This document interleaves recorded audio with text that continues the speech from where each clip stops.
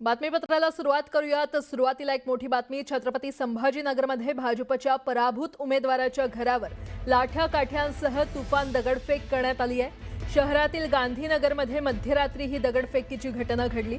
भाजपचे उमेदवार बंटी चावरिया यांच्या घरावर ही दगडफेक करण्यात आली आहे। तुमच्यामुळे निवडणूक हरलो म्हणत शिंदे सेनेच्या उमेदवार मिल्लू चावरिया यांच्या टोळक्याने दगडफेक केल्याचा आरोप आहे। तर टोळक्याकडून झालेल्या हल्ल्याची घटना सीसीटीव्ही कॅमेऱ्यात कैद झाली आहे। या प्रकरणी 4 जणांविरोधात क्रांती चौक पोलीस ठाण्यात गुन्हा दाखल करण्यात आलाय।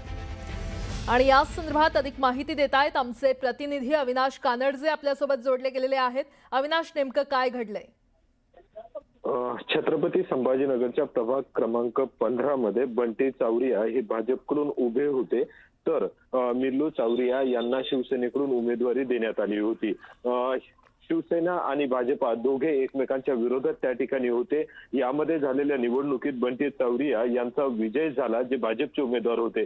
त्याच रागातून मिल्लू चावरिया यांच्या समर्थकांनी मध्यरात्री खरं तर छत्रपती संभाजीनगरमध्ये त्यांच्या घरावर अचानक दगडफेक केली। लाठ्या काठ्या घेऊन त्या ठिकाणी मोठ्या प्रमाणात राडा केल्याचा आता सीसीटीव्ही समोर आलाय। सीसीटीव्ही मध्ये स्पष्ट दिसतंय की जो गोंधळ घालणारे जे नागरिक आहेत, तरुण आहे, त्यांच्या हातामध्ये लाठ्या काठ्या आहेत, दगड आहेत आणि घरावर मोठ्या प्रमाणात ही दगडफेक करण्यात आलेली आहे।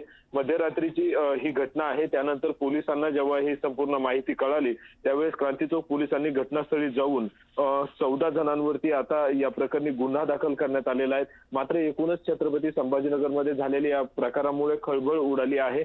तुमच्यामुळेच आमच्या उमेदवाराचा पराभव झाला, असं पराभूत उमेदवाराच्या समर्थकांचं म्हणणं आहे। आणि त्याच रागातून त्यांनी ही संपूर्ण दगडफेक केल्याचं आता तरी समोर येतंय। तसा आरोप त्यांच्यावरती केला जातोय। त्यामुळे आता पोलीस चौकशीत अजून समोर येईल की याच्या मागे कोण आहे, नक्की त्यांच्या सांगण्यावरून झालंय की मग फक्त काही समाजकंटक आहे, दोघांमध्ये भांडण लावायचे या उद्देशातून हे संपूर्ण घटना घडली हे पाहावं लागेल। मात्र एकूणच घडलेली घटना निंदनीय आहे। विजयी झालेल्या उमेदवाराच्या घरावर अशा पद्धतीची दगडफेक केल्यानं एकच खळबळ उडवून देणारी ही घटना छत्रपती संभाजीनगरमध्ये मानावी लागेल।